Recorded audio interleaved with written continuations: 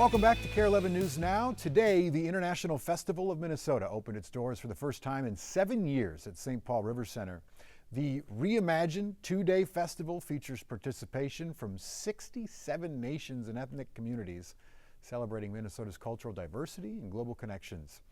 The event offers global cuisine, activities, there's artisan goods, music, and dance performances. Metro Transit is providing free bus and light rail rides for attendees on both days of the festival. To get your tickets, visit ifestmn.org.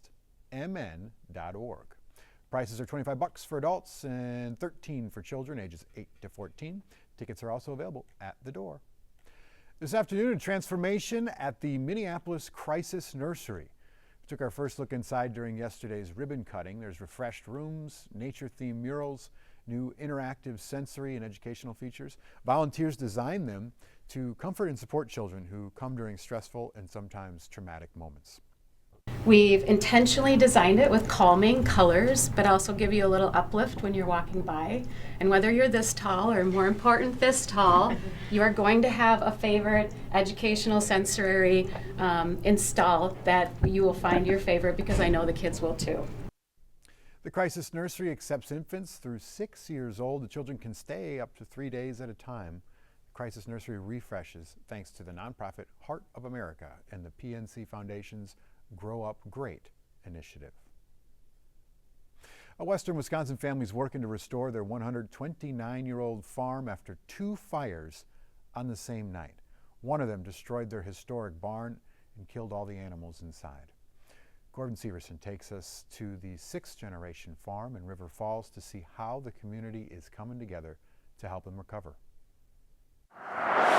It's heartbreaking. The tragedy at the Walker family farm didn't start here at the barn. Realized something smelled off. I quick ran into the house. Stephanie Walker says a small kitchen fire broke out Monday night that filled their farmhouse with smoke. Kind of a whirlwind night. The family had to spend the night out of town, and that's when they got the call a few hours later that their barn was on fire. Just 2 completely unrelated, horrible things. Walker suspects it was an electrical fire, possibly caused by old wiring in the century-old family barn that was filled with hundreds of animals. Probably, close to 200 chickens and ducks. There was also a pony, 3 dogs, and at least 1 cat that died in the fire. It's been a tough couple of days, so. Their dog Winnie somehow escaped with a few minor burns. She's quieter and, sticking very close. The family store was untouched, where they sell farm fresh meat products to the community, a community that is now stepping in to help. Gosh, they cleaned out, this fence line all through there. Building fences so the cows can use the nearby trees as shelter when it rains, along with donations, with the local grocery store selling flowers to support the family, and an online fundraiser with nearly $50,000 in just 2 days. It's a very odd thing to accept the help, but realizing that, we do need it. As farmers, Walker says they're more comfortable with offering the support than receiving it. But she says it's good to know the community is willing to step in when they need it the most. We'll keep on, and with the support of, our family and friends and community, we'll keep going. The family does have plans to rebuild. Right now they have cows that they can turn into beef, so they will have meat that they can sell at their store, but they say it will take some time to get some more chickens and ducks here at the farm, and it will take some time to build a new barn here to replace the old one that they lost. Gordon Severson, KARE 11 News. And Gordon says there's a miracle amid the devastation. A day after losing so much in the fires, one of the Walkers' pets, a cat, was found alive. The cat sustained a few minor burns, but is recovering at home. For most people, a rod and a reel are meant to just catch fish. But for one Illinois man, they're his paintbrush. Noel Brennan explains. Oh man, I've been fly fishing since I was little, and then pursued the arts, and then one day it came together, and then it's just been this one thing after another. Like a fish out of water. Oh, sweet. Yeah. An artist, like Ben Miller, would rather be by a river. Yeah. Rivers are his muse, and his method is all rod and reel.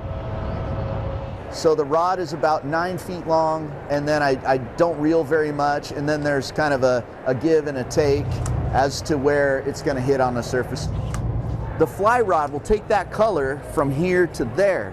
A paintbrush will take that color from here to there. It's like the same thing. Ben's latest work, So I'll stand about 20 feet away and I'll depicting paint them backwards. endangered rivers, is being exhibited at Expo Chicago at Navy Pier. So this is the Chicago River downtown on the river walk. It took 2 days to create this piece. We'll mix in here. 2 days of casting paint onto plexiglass from 20 feet away.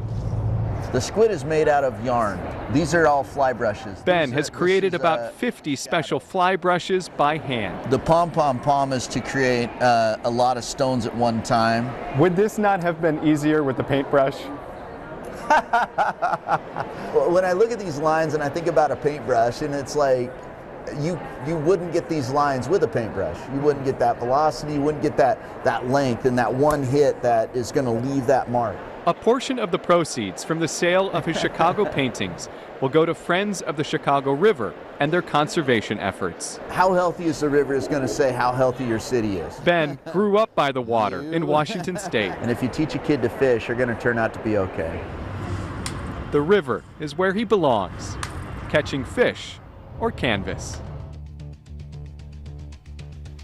Stick with us. We got more news and weather coming up after the break.